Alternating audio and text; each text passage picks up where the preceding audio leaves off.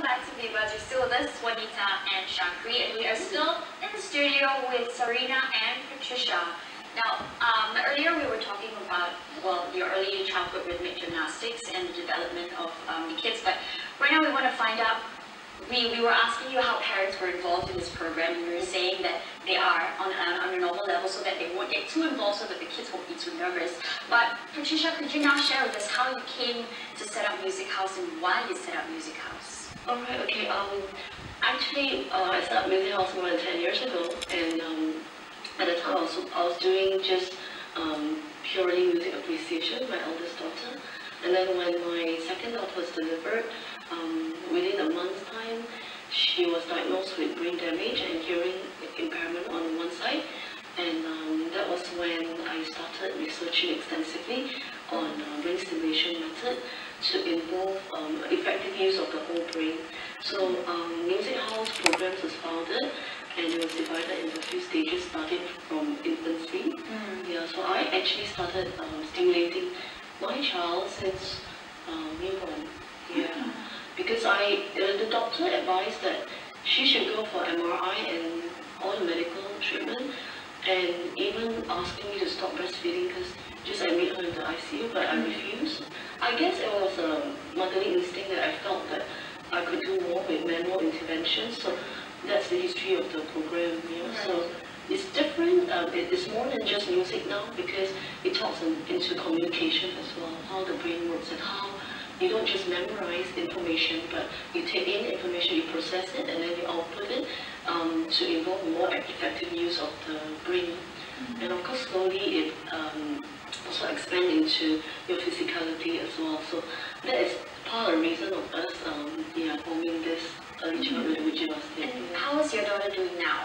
Oh, she's fantastic. She plays 5-pitch instruments. And she's very active in rhythmic gymnastics. She's one of our top students as well.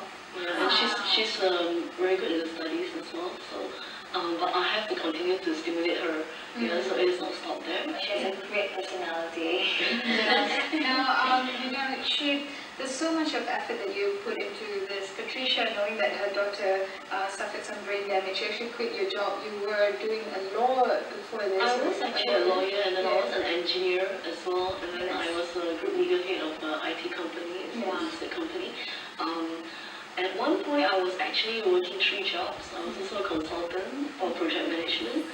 So, and then I started brain stimulation on part-time basis, and then it was quite popular, and then it became a full-scale business after that. Yeah. It works.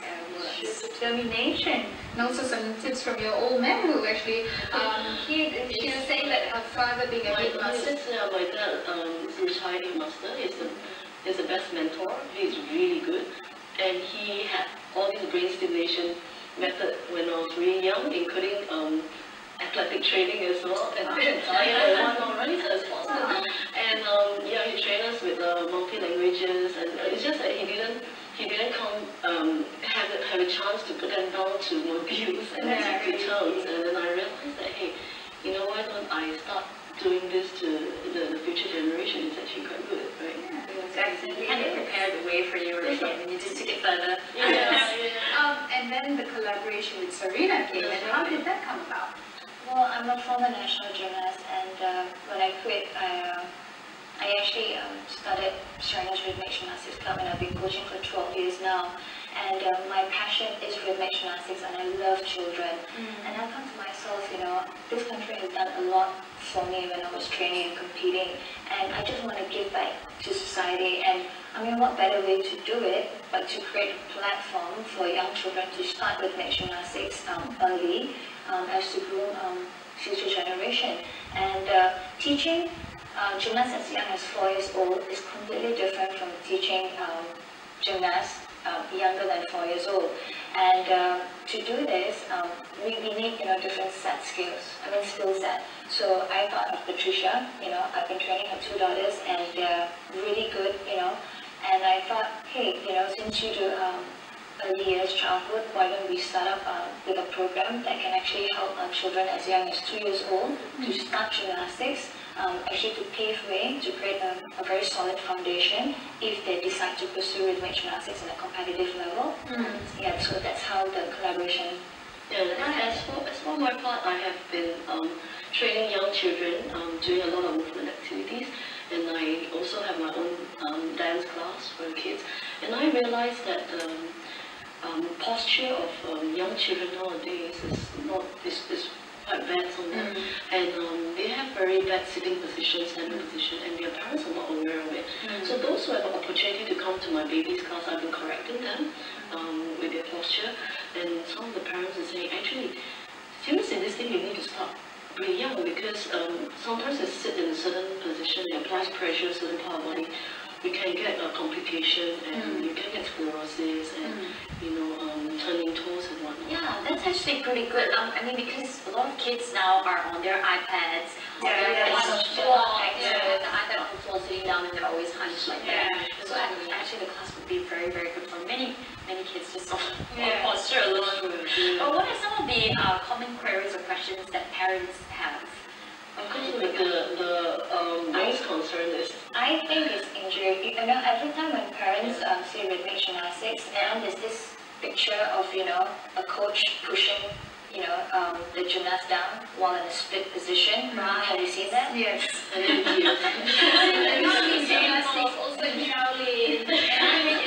Yes.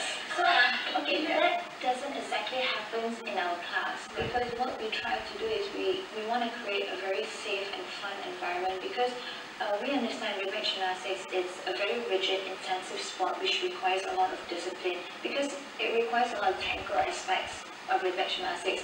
But in this class, because the kids are so young, we want to make it as fun as possible for these kids to explore, to be expressive, and also to learn. I mean, we understand that most schools, they're strict, they're disciplined. So we want to strike a balance, between instilling discipline and also the art of gymnastics, having fun. It's good that you have to speak about discipline, because that's my next question. Now, at 2 to 6 years old, I was just running around crazy, and I'm sure most girls, yes, I'm sure most girls, they want to do that too. Now, how do you ensure that this young, at such young age, that they understand the importance of discipline as part of the program, and as kids, if they do choose to act out, any discipline measures that you take? Yeah, it's not easy disciplining other people's children. actually, I start disciplining my babies, right, in class already since as young as 5 months old. I use the eye, and I don't say much. I don't say much, and I'm very determined, right? And the parents coming to my class, they will know that that's my trademark, right? It's the body language. It's body language. I don't have to do much. Of course, it's more challenging if the kid is too classy. We call it a terrible twos, right? We have to try to encourage, firstly, for the teacher to bond with the kid first, and then slowly go from there.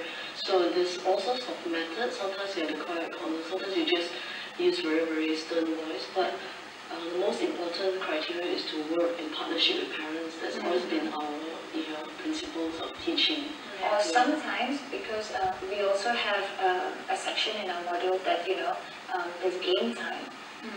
So if that child is misbehaving or not listening to instruction, so he or she doesn't participate in the game.